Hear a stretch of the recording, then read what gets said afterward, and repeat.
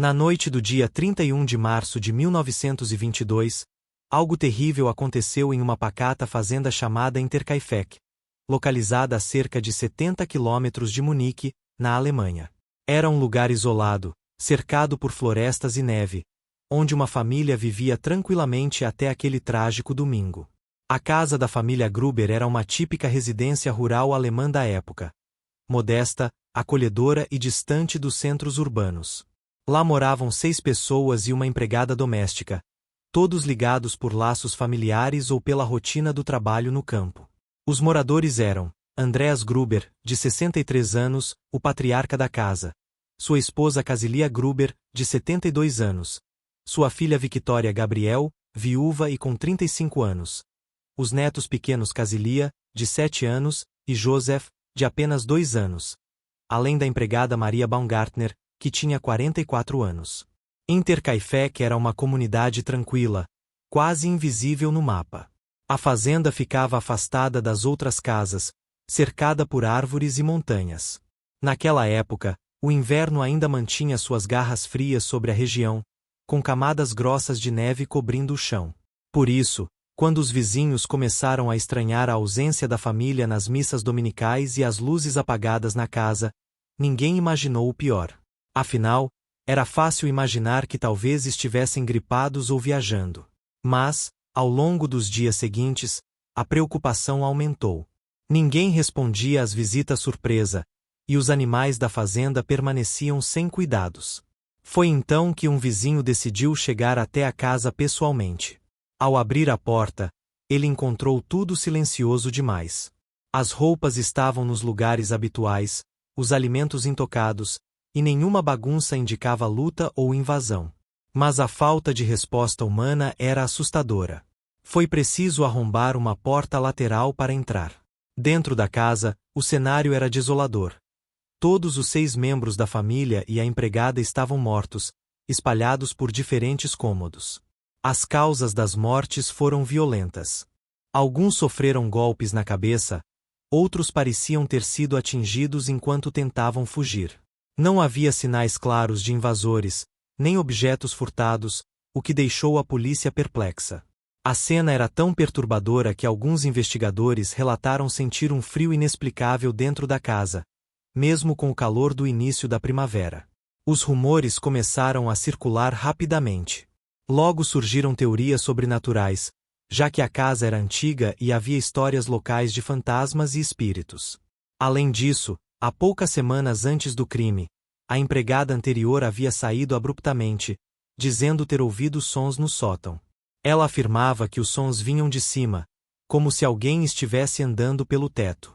Essa informação foi inicialmente descartada como superstição, mas agora ganhava força entre os moradores. Além disso, o patriarca Andreas havia encontrado um estranho jornal desconhecido em frente à casa. Ele não assinava nenhum periódico e não havia comprado aquela edição. Estranho, considerando o isolamento do local. Pouco tempo antes do massacre, também foram encontradas pegadas frescas na neve, vindas diretamente da floresta até a porta da sala de máquinas da fazenda. Uma fechadura estava quebrada, e algumas chaves sumiram misteriosamente. Esses detalhes incomuns geraram diversas teorias, mas até hoje, mais de 100 anos depois, ninguém sabe ao certo quem cometeu o crime de Interkaifeck. E essa dúvida alimenta um dos mistérios mais intrigantes da história europeia. Após o choque inicial com a descoberta dos corpos, a polícia se mobilizou rapidamente para examinar a cena do crime. A fazenda de Interkaifeck estava situada em uma área isolada, o que levantava dúvidas sobre como alguém poderia ter chegado até ali sem ser notado. A casa era velha, construída décadas antes, com paredes grossas e portas reforçadas. Apesar disso, não havia sinais claros de arrombamento. A porta da frente estava trancada por dentro, assim como as janelas. No entanto, os investigadores logo encontraram algo em comum. A porta lateral da sala de máquinas estava danificada. O ferrolho parecia ter sido forçado recentemente, e havia marcas de luta no chão empoeirado. Também foram encontradas pegadas na neve fresca, vindas diretamente da floresta próxima. Essas pegadas iam direto até a sala de máquinas e depois desapareciam, como se quem as deixou tivesse sumido no ar. Outro detalhe intrigante foi a ausência de alguns objetos pessoais. Chaves importantes da fazenda estavam desaparecidas, incluindo aquela que abria o armário onde Andreas guardava documentos e dinheiro. Mesmo assim, nada parecia ter sido roubado. As moedas e notas dentro do armário permaneceram intactas, e os bens valiosos da família, como joias e relógios, também estavam no lugar. Isso indicava que o crime provavelmente não tinha motivação financeira. Pelo contrário, parecia algo pessoal ou motivado por vingança, raiva ou um ato de loucura. A polícia começou a ouvir vizinhos e pessoas próximas à família Gruber. Muitos relataram que, nas semanas anteriores ao crime, havia um clima estranho na fazenda. Um dos pontos mais comentados foi a saída abrupta da empregada anterior, Maria Baumgartner. Ela havia trabalhado na fazenda por meses, mas pediu demissão repentinamente, dizendo sentir-se ameaçada. Ela afirmava ter ouvido sons vindos do sótão, como passos pesados andando pelo teto. Disse que tentou conversar com a família, mas ninguém pareceu dar importância às suas preocupações. Alguns moradores da região chegaram a brincar com a ideia de que a casa fosse mal assombrada. Diziam que o local já havia pertencido a uma família que sofreu uma tragédia há muitos anos. Apesar das histórias sobrenaturais, a polícia focou nas possíveis conexões humanas. Começaram a surgir nomes de pessoas que tiveram algum tipo de conflito com a família Gruber no passado. Um dos primeiros suspeitos foi um ex-funcionário da fazenda, um homem conhecido por ter brigado com Andreas Gruber pouco tempo antes do crime. Ele teria sido demitido por desacato. Havia também rumores de que Victoria Gabriel, filha de Andreas, mantinha um relacionamento conturbado com um jovem da cidade. Alguns diziam que ele era ciumento e possessivo, capaz de qualquer coisa. Enquanto a investigação começava a ganhar forma, a polícia reunia depoimentos, fotografava a cena e catalogava todas as evidências. Mas nenhuma pista parecia suficiente para desvendar o verdadeiro mistério por trás do massacre de Interkaifeck. Com os corpos removidos e levados para exames forenses, a polícia aguardava ansiosamente os resultados dos laudos médicos. A autópsia seria fundamental para entender melhor como e quando o massacre aconteceu. Os primeiros relatórios apontaram que todas as vítimas sofreram ferimentos graves na cabeça. Alguns pareciam ter sido atingidos com uma barra de ferro ou algo semelhante, enquanto outros apresentavam marcas de golpes feitos com instrumentos pontiagudos. O médico legista responsável observou que alguns dos golpes foram desferidos com tamanha força que chegaram a perfurar o crânio das vítimas. Isso indicava um ato de fúria ou violência extrema. O corpo da empregada doméstica, Maria Baumgartner, foi encontrado no andar superior da casa. Ela parecia ter tentado fugir, pois estava de roupão e meias, como se estivesse em seu quarto momentos antes do ataque. Andreas Gruber, o patriarca da família, foi encontrado no porão da fazenda, perto de ferramentas agrícolas. Ele segurava uma pá nas mãos, como se tivesse tentado se defender com o que tinha à disposição. Casilia Gruber, sua esposa idosa, estava deitada no sofá da sala. Seu rosto estava coberto com um lençol, algo incomum que gerou diversas interpretações entre os investigadores. Alguns acharam que poderia ser um gesto macabro do assassino. As crianças, Casilia e Joseph, foram encontradas dentro de seus quartos. Ambas pareciam estar dormindo até o momento em que foram atacadas. Essa descoberta chocou profundamente toda a comunidade local.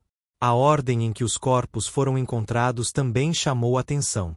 Parecia que o criminoso havia entrado pela sala de máquinas, subido ao andar de cima, atacado Maria, descido até a sala, matado Casilia Gruber, depois ido ao porão e finalmente ao quarto das crianças.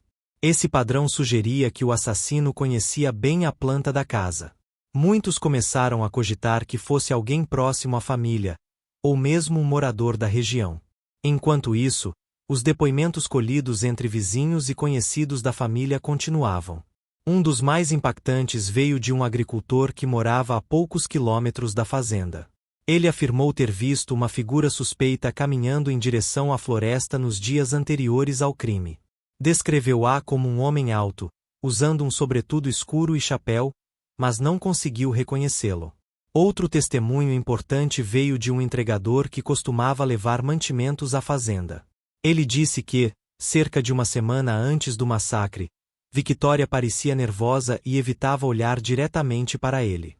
Também mencionou que Andreas parecia mais quieto do que o normal e perguntou se havia algum problema em casa. O agricultor respondeu que não, mas sentiu que o velho homem escondia algo. Esses relatos começaram a formar um quadro mais complexo. Seria possível que houvesse conflitos internos na família?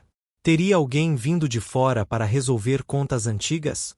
À medida que os dias passavam, mais teorias surgiam, mas nenhuma explicação clara aparecia. A polícia estava diante de um verdadeiro enigma, e a pressão para encontrar o culpado aumentava cada vez mais.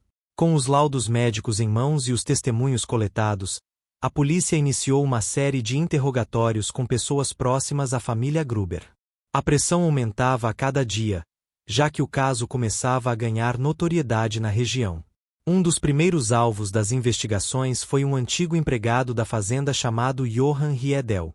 Ele havia trabalhado por alguns meses com Andreas Gruber, mas fora demitido após uma forte discussão. Riedel era conhecido por ter um temperamento difícil e já havia ameaçado o patriarca durante uma briga por causa de salários atrasados. Quando interrogado, ele negou qualquer envolvimento, mas seu nervosismo chamou a atenção dos investigadores. Além disso, Johann afirmou ter estado em outra cidade no dia do crime, mas não conseguiu apresentar provas concretas de onde estava. Isso o manteve como suspeito por algum tempo, até que novas pistas surgiram. Outro nome levantado foi o de um jovem camponês chamado Franz Xaver Mayer. Ele mantinha um relacionamento conturbado com Victoria Gabriel, filha de Andreas, e tinha fama de ciumento e possessivo. Moradores relataram ter ouvido brigas entre os dois nas semanas que antecederam o massacre. Alguns chegaram a ver Mayer saindo da casa de Interkaifeck visivelmente abalado após uma discussão com Victoria. Na época, muitos achavam possível que Mayer tivesse cometido o crime por ciúmes ou raiva, talvez imaginando que a família Gruber o estivesse impedindo de ficar com Victoria. Mas, ao ser interrogado, Mayer se mostrou sincero e cooperativo. Disse que realmente teve desentendimentos com Victoria, mas que nunca a machucaria, muito menos envolveria crianças ou idosos. Ele também afirmou que não sabia da morte da família até ser procurado pela polícia. Seu álibi, embora frágil, não pôde ser totalmente descartado, deixando sua participação incerta. Enquanto isso, a polícia começou a investigar possíveis roubos ou furtos em fazendas vizinhas, na tentativa de encontrar conexões com o caso. Alguns agricultores relataram objetos sumindo sem explicação. Havia rumores de um grupo de criminosos que atuava na região, invadindo propriedades isoladas durante a noite. Seria possível que eles tenham escolhido Interkaifeck por acaso? Porém, essa teoria perdia força diante da ausência de itens furtados. Além disso, nenhuma outra casa da região foi atacada antes ou depois da data do crime, o que tornava improvável uma ligação com bandidos locais. A polícia também analisou a possibilidade de vingança. Andreas Gruber era conhecido por ser rígido e exigente, especialmente com seus empregados. Poderia alguém ter guardado rancor por anos? Uma velha história local voltou à tona. Diziam que décadas atrás, a terra onde a fazenda foi construída pertenceu a uma família que sofreu um trágico incêndio. Muitos acreditavam que aquela terra carregava más energias. Apesar das teorias sobrenaturais, a polícia insistiu na linha humana. Os interrogatórios continuavam, os registros de estranhos na região eram checados, e os mistérios ao redor de Interkaifeck só pareciam crescer cada vez mais. Com as pistas se acumulando e nenhuma resposta clara, a polícia decidiu expandir suas investigações para além das fronteiras da fazenda. A floresta próxima à casa dos Gruber passou a ser vasculhada com atenção redobrada. Especialistas em pegadas foram chamados ao local. As marcas na neve fresca pareciam indicar que alguém havia vindo da direção da mata até a sala de máquinas da fazenda. Mas quem seria esse visitante misterioso? A equipe percorreu quilômetros da floresta em busca de rastros, objetos perdidos ou abrigos improvisados. Encontraram alguns destroços antigos, mas nada que indicasse recente uso humano. Mesmo assim, Um detalhe chamou atenção. Uma pequena cabana abandonada foi encontrada a cerca de 800 metros da casa. Dentro dela, os investigadores descobriram restos de fogueira recente e algumas latas de comida vazias. Aquilo sugeria que alguém poderia ter usado o lugar como esconderijo nos dias antes do crime. Mas não havia identificação alguma, apenas sinais de que uma pessoa ou mais estiveram ali. A polícia começou a revisar arquivos de criminosos foragidos da região. Seria possível que um fugitivo tenha escolhido justamente aquela área isolada para se esconder? Um nome logo apareceu nas pesquisas.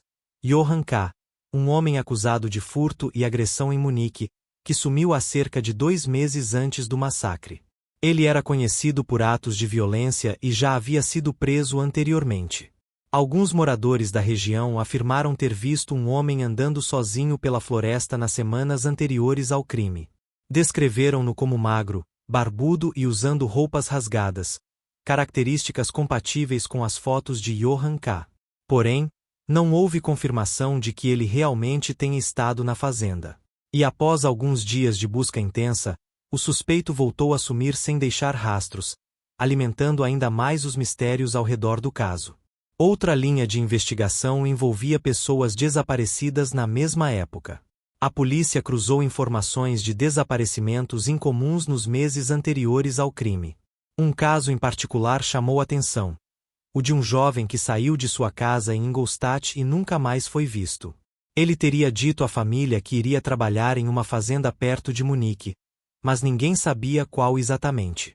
Alguns investigadores especularam se esse rapaz poderia ter sido contratado por Andreas Gruber como ajudante temporário, por algum motivo, cometido o crime.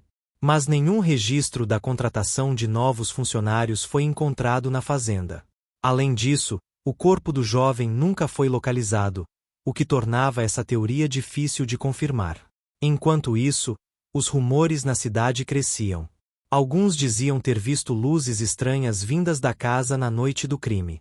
Outros juravam ter ouvido gritos vindos da direção da floresta, mas ninguém tomou a sério na época. A cada nova pista levantada, surgiam mais perguntas. Quem entrou naquela casa? Por que ninguém viu ou ouviu nada? E por que o assassino não levou nada, se não fosse um louco ou alguém com um ódio profundo daquela família? À medida que os dias se passavam e nenhuma pista concreta surgia, a investigação começou a considerar teorias mais extremas. A ausência de roubos, a violência extrema e a aparente escolha aleatória da casa fizeram com que muitos começassem a cogitar um ato de insanidade pura. Alguns especialistas consultados pela polícia sugeriram que o assassino poderia ter sido alguém com distúrbios mentais graves, talvez um esquizofrênico ou psicopata que agiu sob ordens de vozes ou delírios. Essa teoria ganhou força ao lembrar que não houve tentativa de ocultar os corpos, nem sinais claros de fuga imediata. O criminoso parecia ter agido com frieza, como se estivesse cumprindo uma missão. Além disso, o fato de ele ter entrado na casa e saído sem deixar rastros fez com que alguns investigadores pensassem que talvez ele ainda estivesse entre as pessoas da região, fingindo normalidade. Uma outra linha de investigação envolvia a possibilidade de vingança pessoal. Alguém que tivesse sofrido algum trauma grave no passado poderia ter visto na família Gruber um alvo simbólico. Andreas Gruber era conhecido por ser um homem rígido e exigente. Poderia ter ferido alguém sem sequer perceber? Teria criado inimizades durante sua vida sem saber? A polícia voltou a interrogar antigos vizinhos, empregados demitidos e até parentes afastados da família, buscando qualquer indício de conflito passado que pudesse explicar o crime. Mas nada indicava que alguém carregasse tanto ódio contra eles. Se havia vingança, ela foi silenciosa, sem ameaças escritas ou palavras ditas antes do massacre. Outra teoria que assustou profundamente a população local foi a de que o crime poderia ter sido parte de um ritual místico ou satânico. Afinal, por que cobrir o rosto de Casilia Gruber?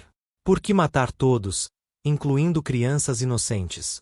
Rumores começaram a circular sobre cultos secretos que supostamente operavam nas florestas da Bavária. Dizia-se que alguns grupos praticavam rituais bizarros longe dos olhos da sociedade. Apesar de não haver evidências reais de que algo assim tenha ocorrido em Interkaifeck, Alguns moradores juraram ter ouvido cânticos vindos da floresta nas semanas antes do crime. Havia também a estranha coincidência do jornal encontrado na porta da fazenda. Ele não era assinado por ninguém da família, nem comprado em lojas próximas. Alguns diziam que páginas específicas tinham anúncios cifrados ou mensagens ocultas. O jornal foi levado para análise, mas nada em comum foi encontrado. Mesmo assim, esse detalhe continuava intrigando quem acompanhava o caso de perto. Enquanto isso, a imprensa local começou a explorar o caso com voracidade. Manchetes sensacionalistas aparecem diariamente, alimentando medos e especulações infundadas. Massacre na neve, assassino fantasma e a casa amaldiçoada eram alguns dos títulos mais populares. A cada nova edição, o mistério crescia, e a pressão sobre a polícia aumentava exponencialmente. Com o passar dos dias, o caso de Interkaifeck deixou de ser apenas um crime local para ganhar as páginas dos principais jornais da Bavária, e até da Alemanha inteira. O mistério em torno do massacre atraía a atenção de repórteres, curiosos e até teóricos da época. Jornais começaram a publicar matérias com detalhes macabros e suposições sem fundamento. Alguns chegaram a sugerir que o responsável fosse um viajante louco ou um espírito vingativo que assombrava a antiga terra onde a fazenda foi construída. As manchetes sensacionalistas ajudaram a espalhar o medo entre os moradores das cidades próximas. Famílias começaram a reforçar suas portas, vigiar as estradas e evitar sair à noite, especialmente em áreas isoladas. O pavor era tão grande que algumas pessoas passaram a evitar a estrada que levava à fazenda de Interkaifeck. Diziam que à noite era possível ouvir gritos vindos da casa vazia, mesmo com ela completamente abandonada desde o crime. Testemunhas anônimas começaram a relatar ter visto sombras nas janelas da fazenda, mesmo com todos os moradores mortos. Alguns juravam ter visto uma figura alta caminhando pelos campos, desaparecendo assim que tentavam aproximar-se. Esses relatos alimentaram ainda mais a teoria de que o assassino poderia estar escondido por perto, observando tudo. Outros acreditavam que ele havia cometido o crime e simplesmente sumido na floresta, como se nunca tivesse existido. Enquanto isso, a polícia enfrentava a pressão crescente da imprensa e da população. A falta de respostas claras gerava críticas constantes, com acusações de negligência e falhas na investigação. Alguns jornais mais radicais chegaram a insinuar que as autoridades estavam escondendo informações importantes ou que o crime envolvia figuras poderosas que não queriam ver seus nomes sujos na mídia. A pressão política também aumentou. Vereadores e prefeitos locais exigiram explicações urgentes, temendo que o turismo e a economia da região fossem afetados pelo clima de insegurança criado ao redor do caso. A polícia intensificou as buscas, ampliou os interrogatórios e até ofereceu recompensas por informações. Mas, apesar dos esforços, ninguém parecia ter visto nada fora do comum naquela fatídica noite. Um fator que complicava a investigação era a neve. Ela cobria todas as pegadas, apagava rastros e dificultava a identificação de possíveis invasores. Muitas pistas foram perdidas por causa disso. Além disso, muitos dos depoimentos coletados eram contraditórios. Uns diziam ter visto alguém próximo à fazenda, outros afirmavam que tudo estava tranquilo. Isso gerava confusão e tornava difícil traçar um perfil claro do suspeito. Apesar do caos, alguns moradores da região começaram a criar teorias próprias sobre o caso.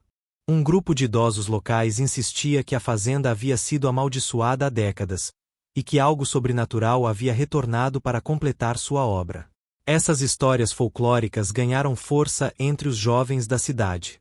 Alguns adolescentes começaram a visitar a fazenda à noite, em busca de sinais do fantasma ou do assassino invisível, colocando em risco sua própria segurança. Enquanto a polícia tentava manter a ordem e controlar os rumores, o caso de Interkaifeck continuava crescendo como um enigma nacional. Cada nova teoria parecia mais absurda que a anterior, mas nenhuma explicação real surgia para encerrar o ciclo de medo e especulação.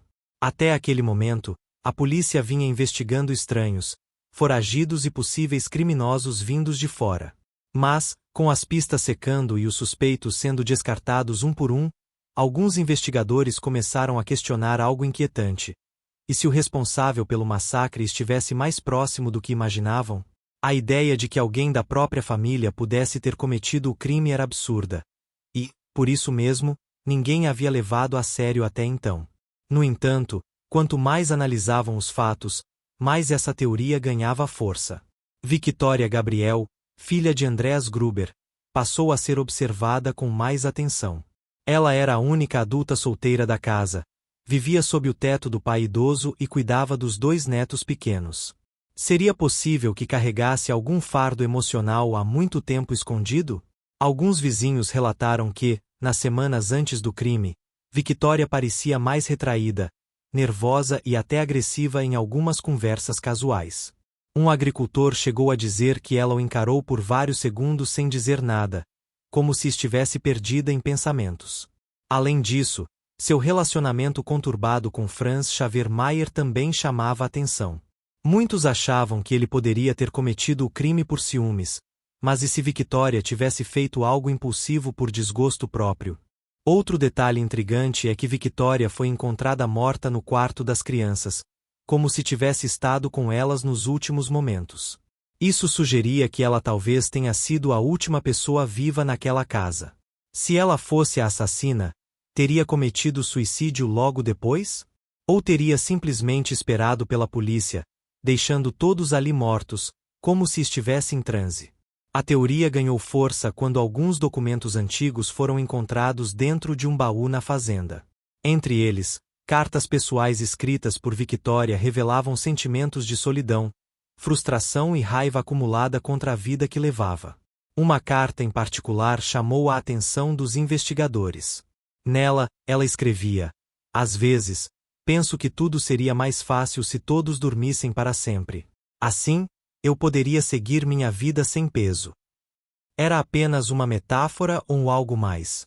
Apesar disso, não havia evidências concretas de que ela tivesse realmente cometido o crime. E como explicar os golpes violentos? Victoria era uma mulher fisicamente frágil, duvidava-se que tivesse força suficiente para matar 6 pessoas. Mas e se ela tivesse ajuda? Alguém que entrasse na casa sabendo exatamente onde estava cada pessoa, que conhecesse os horários e os hábitos da família. Andreas Gruber, o patriarca, também começou a ser lembrado com novos olhos. Ele era conhecido por sua rigidez e autoridade, e alguns moradores afirmaram que ele tratava os empregados com severidade excessiva. Seria possível que, após anos de pressão e controle, alguém da própria família tivesse explodido em violência? Talvez um filho adotivo, um parente distante ou até mesmo um amigo próximo. A polícia revisou novamente os registros familiares, procurando por qualquer figura que pudesse ter aparecido recentemente na vida dos Gruber. Alguém que entrará e saíra sem chamar atenção. Nenhuma resposta clara surgiu, mas a ideia de que o assassino pudesse estar entre os próprios mortos começou a assombrar os investigadores. Afinal, quem mata e depois se mata, ou simplesmente some sem deixar rastros? O massacre de Interkaifeck deixou marcas profundas na pequena comunidade rural onde ocorreu. Mesmo após décadas, o nome da fazenda ainda é pronunciado em sussurros por moradores mais antigos, como se temessem despertar algo adormecido. A casa foi esvaziada logo após o crime e permaneceu abandonada por anos. Muitos diziam que era impossível passar perto dela sem sentir uma sensação estranha de desconforto, como se estivessem sendo observados por olhos invisíveis. Com o tempo, a construção caiu em ruínas. Parte dela foi demolida, mas alguns muros e fundações ainda resistem, como se quisessem preservar a memória do trágico evento ali ocorrido. A fazenda virou um ponto turístico macabro. Curiosos, pesquisadores e até cineastas começaram a visitar o local, buscando capturar sinais do passado ou entender melhor o que teria acontecido naquela noite fria de março. Alguns desses visitantes relataram experiências inexplicáveis. Sons vindos do nada, sombras nos cantos dos olhos, objetos que pareciam se mover sozinhos. Claro, muitos atribuem isso ao poder da sugestão, mas nem todos são céticos. Ao longo dos anos, diversos documentários, livros e investigações parapsicológicas foram feitas no local. Cada nova visita parecia alimentar a lenda de que Interkaifeck havia se tornado um ponto quente de atividades paranormais. Mas nem só de assombrações vive a história da fazenda. O caso também inspirou obras de ficção, filmes de terror e até peças teatrais. Tornou-se um símbolo do medo do desconhecido e do horror silencioso que pode existir dentro de uma casa aparentemente pacata. Para os historiadores locais, o crime representa muito mais do que um assassinato em massa. É um retrato da Alemanha rural da época, das tensões sociais, da superstição popular e da fragilidade da segurança em áreas isoladas. Até hoje, ninguém sabe ao certo quem entrou naquela casa, por quê e como conseguiu sair sem ser visto. A polícia encerrou oficialmente o caso há muito tempo, mas o mistério continua vivo nas páginas da internet, fóruns de mistérios reais e podcasts dedicados a crimes não resolvidos. Muitos alemães mais jovens conhecem a história através de histórias contadas pelos avós, como um alerta para ter cuidado com estranhos, ou simplesmente como parte do folclore local. A cada aniversário da data do crime, novas postagens aparecem em redes sociais e canais de YouTube especializados. Alguns tentam recriar a cena, outros analisam documentos antigos na esperança de encontrar pistas perdidas. Em 2012, um grupo de estudantes de jornalismo da Universidade de Munique decidiu fazer uma reportagem completa sobre o caso. Durante as investigações, encontraram registros esquecidos que sugeriam a possibilidade de um foragido já morto estar envolvido. Apesar disso, nenhuma prova concreta surgiu. E mesmo com toda a tecnologia disponível hoje, o crime de Interkaifeck continua sem solução, como se fosse um segredo guardado pela própria história.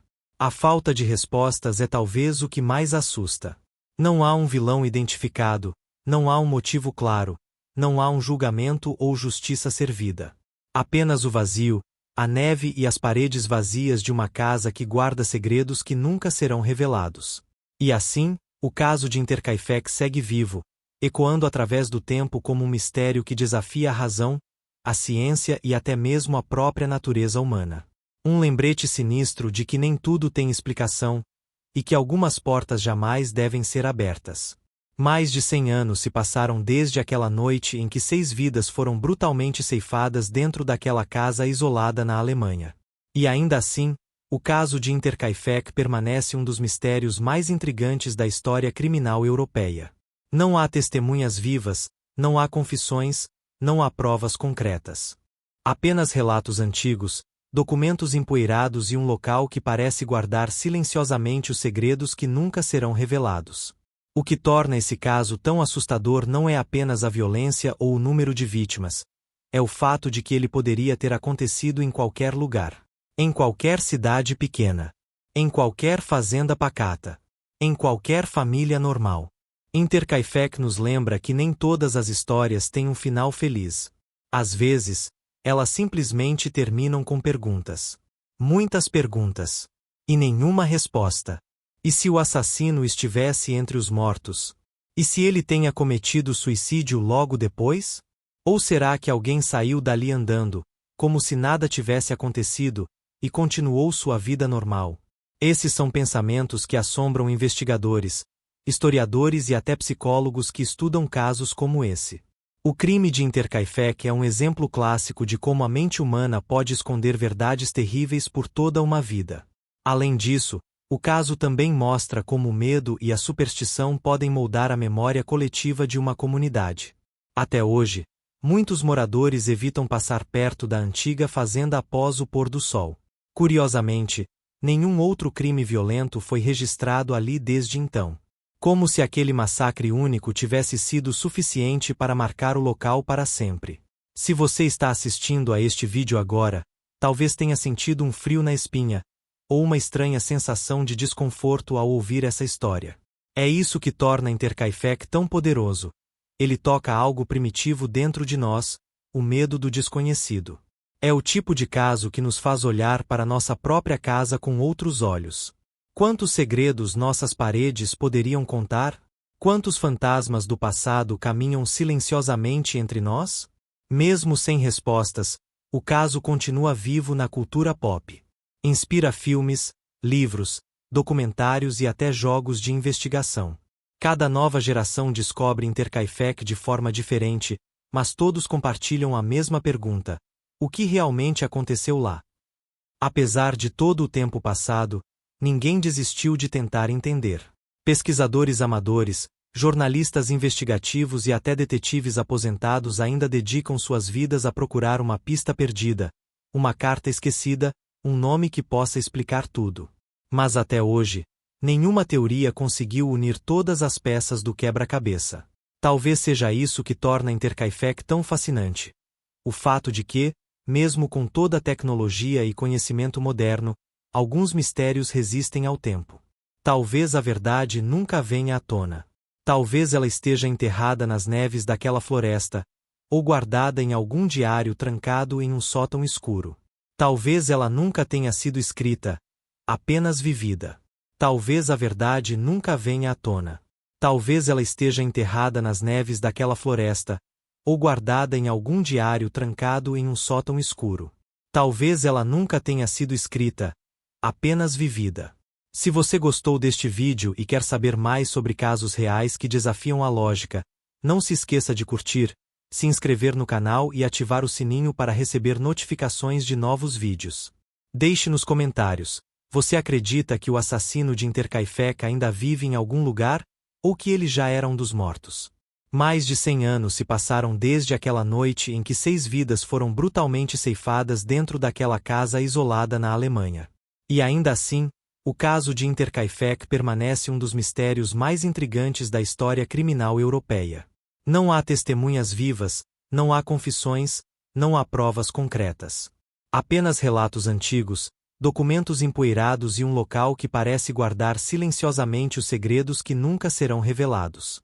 O que torna esse caso tão assustador não é apenas a violência ou o número de vítimas, é o fato de que ele poderia ter acontecido em qualquer lugar. Em qualquer cidade pequena.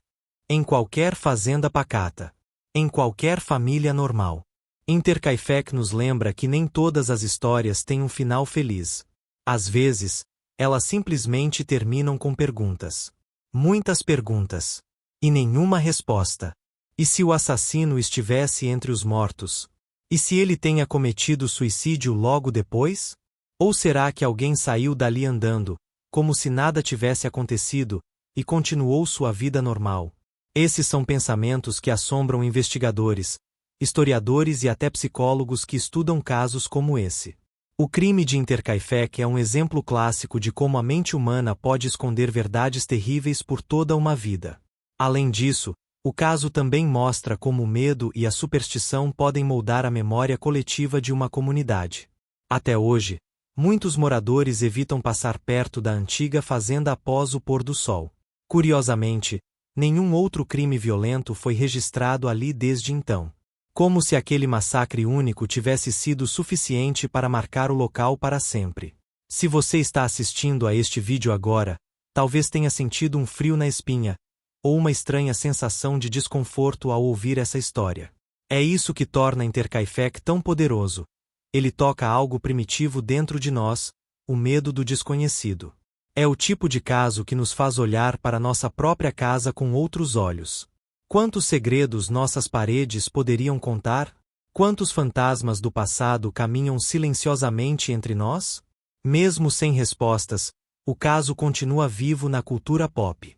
Inspira filmes, livros, documentários e até jogos de investigação. Cada nova geração descobre Intercaifeck de forma diferente, mas todos compartilham a mesma pergunta: o que realmente aconteceu lá? Apesar de todo o tempo passado, ninguém desistiu de tentar entender. Pesquisadores amadores, jornalistas investigativos e até detetives aposentados ainda dedicam suas vidas a procurar uma pista perdida, uma carta esquecida, um nome que possa explicar tudo. Mas até hoje, nenhuma teoria conseguiu unir todas as peças do quebra-cabeça. Talvez seja isso que torna Intercaifeck tão fascinante. O fato de que, mesmo com toda a tecnologia e conhecimento moderno, alguns mistérios resistem ao tempo. Talvez a verdade nunca venha à tona. Talvez ela esteja enterrada nas neves daquela floresta, ou guardada em algum diário trancado em um sótão escuro. Talvez ela nunca tenha sido escrita, apenas vivida.